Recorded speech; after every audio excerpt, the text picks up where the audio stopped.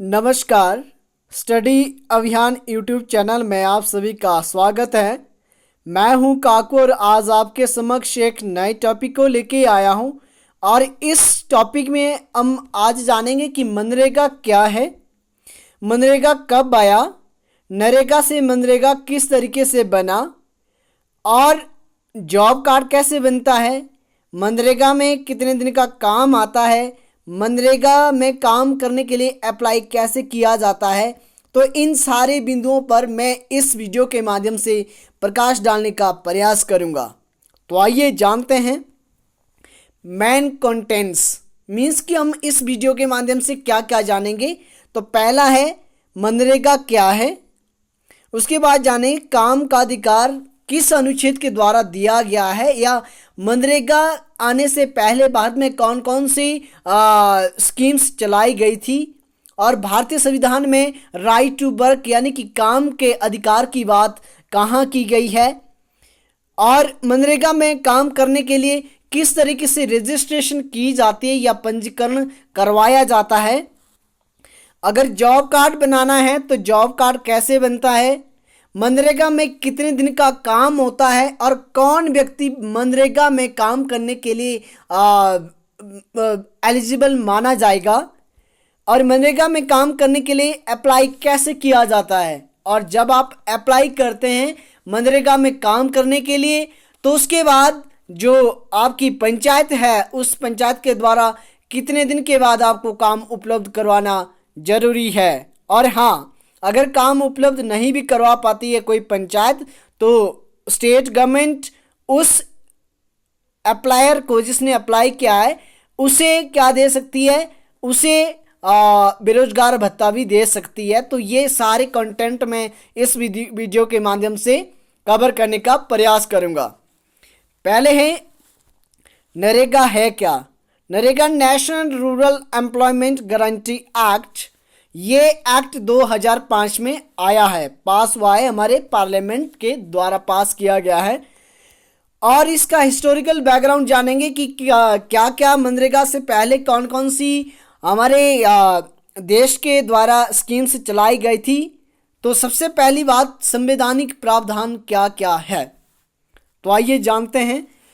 Article 16 यानी कि अनुच्छेद 16 जो भारतीय संविधान का है वो बात करता है कि अवसर की समानता, कि हर व्यक्ति को जो सार्वजनिक जो कार्य होगा उसे समान अवसर उपलब्ध करवाया जाएगा। उसके बाद आर्टिकल 21 यानी कि अनुच्छेद 21 भारतीय संविधान का अनुच्छेद 21 है, ये बात करता है राइट टू लाइफ यानी कि जीवन जीने का अधिकार। तो ये भी आपके इस राइट टू वर्क के साथ भी जुड़ा हुआ है। और उसके बाद है कॉन्स्टिट्यूशनल प्रोविजंस, बाकी क्या क्या है।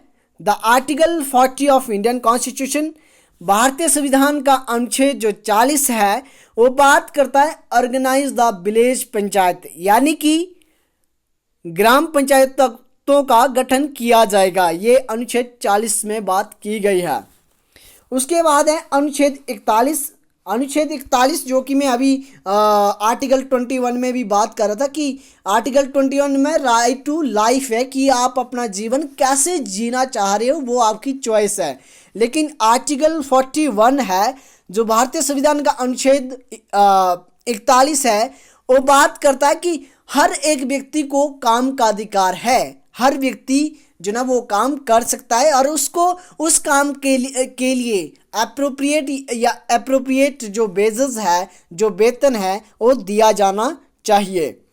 उसके बाद है अनुच्छेद 46, अनुच्छेद 46 बोलता है कि SC ST या जो अन्य दुर्बल वर्ग है उनसे संबंधित भारत सरकार या कोई भी स्टेट गवर्नमेंट क्या कर सकती है, उनकी स्थिति को सुधारने के लिए कोई भी नई स्कीम या उनके लिए स्पेशल प्रोविज़न कर सकती है। तो ये थे कुछ कॉन्स्टिट्यूशनल प्रोविजंस जो कि किए गए थे मनरेगा से पहले हमारे संविधान सभा के द्वारा जब संविधान बनाया गया था। अब है कम्युनिटी डेवलपमेंट प्रोग्राम यानी कि सामुदायिक जो विकास कार्यक्रम है। ये क्या है, सामुदायिक विकास कार्यक्रम भारत सरकार द्वारा 1952 में शुरू किया गया था और इसके द्वारा लोगों को एक काम का मतलब कि इसमें एक कम्युनल या जो एक कम्युनिटी में लोगों को काम करना था, जो कि 1952 में शुरू किया गया था। उसके बाद एक रूरल वर्क प्रोग्राम भी आता है 1966 में। ये मैं आपको एक हिस्टोरिकल बैकग्राउंड बता रहा हूँ कि मनरेगा से पहले कौन कौन सी स्कीम जो ना वो आई थी। उसके बाद है IRDP। IRDP के बारे में तो हम सब लोग जानते हैं कि IRDP की फुल फॉर्म क्या है, इंटीग्रेटेड रूरल डेवलपमेंट प्रोग्राम। और ये जो प्रोग्राम है IRDP है, ये 2 अक्टूबर 1980 को इसे शुरू किया गया है। तो आइए आगे जानते हैं। आगे है मनरेगा। ये मनरेगा से पहले की स्कीम थी जो कि भारत सरकार द्वारा चलाई गई थी, और आगे हम जानेंगे मनरेगा के बारे में। मनरेगा जिसे कि नरेगा के नाम से जाना जाता है, मनरेगा ये बाद में बना। नरेगा की शुरुआत कब हुई? नरेगा की शुरुआत 2 फरवरी 2006 को आंध्र प्रदेश के अनंतपुर जिले से हुई है। अनंतपुर जिला एक आंध्र प्रदेश का है जहां से कि इस कार्यक्रम यानी कि नरेगा की शुरुआत 2 फरवरी 2006 को की गई है।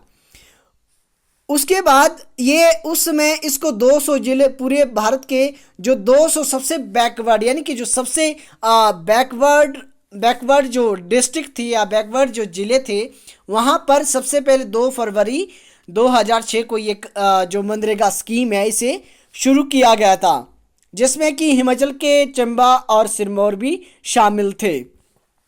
उसके बाद है 1 अप्रैल 2008 को इस मनरेगा स्कीम को पूरे भारत में शुरू किया गया था। कब किया गया? 1 अप्रैल 2008 को। ये बहुत सारे कॉम्पिटिटिव एग्जाम्स में ऐसे ऐसे क्वेश्चन पूछ लिए जाते हैं।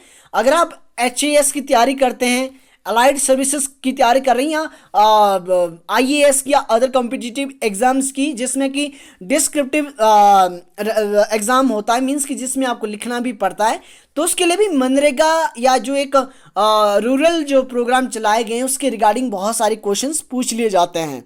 तो आपके लिए उस पर्पज़ से भी काफ़ी महत्वपूर्ण ये वीडियो होने वाली है। उसके बाद है नरेगा 2 अक्टूबर 2009 को मनरेगा बना, यानी कि इसे गांधी जी की जयंती पर 2 अक्टूबर 2009 को क्या किया गया? इसे मनरेगा नाम दिया गया। अब मनरेगा की फुल फॉर्म क्या है? अभी इसको मनरेगा के नाम से जाना जाता है, जबकि 2009 से पहले इसे नरेगा के नाम से जाना जाता था। तो मनरेगा क्या है? मनरेगा है Mahatma Gandhi national rural employment guarantee act. ये 2009 में क्या है? ये नाम नरेगा दिया गया। इसके प्रमुख उद्देश्य क्या है?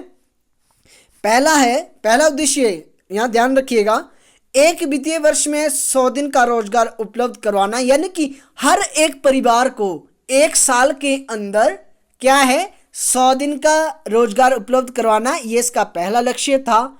दूसरा है समाज का जो शोषित वर्ग है उसे सशक्त करना था। शोषित वर्ग मीन्स जैसे SC ST या फीमेल जो है, जिन्हें कि काम करने के अधिकार से वंचित रखा गया था, या जिन्हें कि जो जब वो कहीं पे काम करती है तो मेल के कंपैरिजन में उन्हें कम वेजेस दिया जाता है, और इसलिए इस डिस्क्रिमिनेशन को ख़त्म करने के लिए और एक जो हमारे समाज का शोषित वर्ग है उसका उत्थान करने के लिए ये महात्मा गांधी मनरेगा या नरेगा स्कीम चलाई गई थी। महिलाओं की भागीदारी सुनिश्चित करना, यानी कि मनरेगा में 2/3 जो 33% है, 33% मीन्स 1/3 जो आपकी पार्टिसिपेशन है मनरेगा में, वो महिलाओं की होनी चाहिए। उसके बाद है स्थानीय रोजगार उपलब्ध करवाना, यानी कि गांव में जो अनस्किल्ड मीन्स अकुशल जो व्यक्ति है जो कि काम करने के इच्छुक है या 18 साल से ऊपर की जिनकी उम्र है, तो उन लोगों के लिए स्थानीय लेवल पर एक काम का या स्थानीय रोजगार उपलब्ध करवाना, ये मनरेगा या नरेगा का प्रमुख उद्देश्य था। आगे है रजिस्ट्रेशन, मीन्स कि अगर आपने मनरेगा में काम करना है तो उसके लिए रजिस्ट्रेशन या पंजीकरण कैसे किया जाता है। तो साथियों, इसका पंजीकरण आपकी पंचायत द्वारा किया जाता है। आप जिस पंचायत से आप संबंध रखते हो, आप उस पंचायत में क्या करते हो, लिखित या मौखिक, यानी कि अगर आप पढ़े लिखे नहीं है, लिख के नहीं दे सकते, तो मौखिक क्या कर सकते हैं आप, संबंधित जो पंचायत है उसे जो ना वो अपना ब्यौरा देके कि मैं जो ना यहाँ का स्थानीय निवासी हूँ, और उसके बाद आपका पंजीकरण करवा दिया जाता है। तो आप अपनी पंचायत में क्या कर सकते हैं, अप्लाई कर सकते हैं। और इसमें क्या होगा कि जैसे कि पहले मैंने कहा कि इसमें हर घर को 100 दिन का रोजगार 1 साल के अंदर, यानी कि 1 वित्तीय वर्ष के अंदर उपलब्ध करवाया जाता है। उसके बाद है जॉब कार्ड। जॉब कार्ड जो बनाए जाते हैं वो कौन व्यक्ति बना सकता है।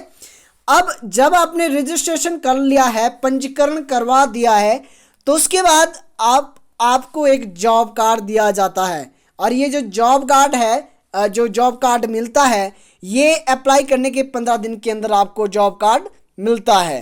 तो ये भी ध्यान रखिएगा, आप अपनी पंचायत में जॉब कार्ड के लिए अप्लाई कर सकते हैं रजिस्ट्रेशन के बाद या पंजीकरण के बाद। आगे हमारा है एप्लीकेशन फॉर द वर्क, यानी कि अगर आप काम करने के इच्छुक है तो आप काम करने के लिए क्या है, एप्लीकेशन या अप्लाई कर सकते हैं। काम के लिए आवेदन, अगर आपने आवेदन किया है, आप जो ना जिस भी पंचायत से संबंध रखते हो उस पंचायत में आपने रजिस्ट्रेशन करवाई है, आपके पास जॉब कार्ड भी है, तो उसके बाद जॉब कार्ड के बाद अगर आप अप्लाई करते हैं अपनी पंचायत में, तो अप्लाई करने के 15 दिन के अंदर क्या है, जो पंचायत है, संबंधित आपकी पंचायत है, वो क्या करेगी, आपको काम उपलब्ध करवाएगी या मनरेगा में काम करने के लिए आपको मौका दिया जाएगा। और हाँ, यहाँ एक बात ये बहुत ही स्मरणीय और याद रखने योग्य है कि अगर आपका काम 5 किलोमीटर से ज़्यादा दूरी पे है, यानी कि वैसे तो 5 किलोमीटर से ज़्यादा दूरी पे काम नहीं हो सकता, लेकिन इनकेस अगर 5 किलोमीटर से ज़्यादा दूरी जो ना आपको जाना पड़ रहा काम करने के लिए, तो उसके लिए आपको एक्स्ट्रा वेजेस या अतिरिक्त जो धनराशि है वो दी जाती है। तो ये भी आपने ध्यान रखना है। इवन आपको जो किराया है आने जाने का, वो भी जो ना पंचायत आपको देगी। उसके बाद है अनएम्प्लॉयमेंट अलाउंसेस, यानी कि बेरोजगार भत्ता।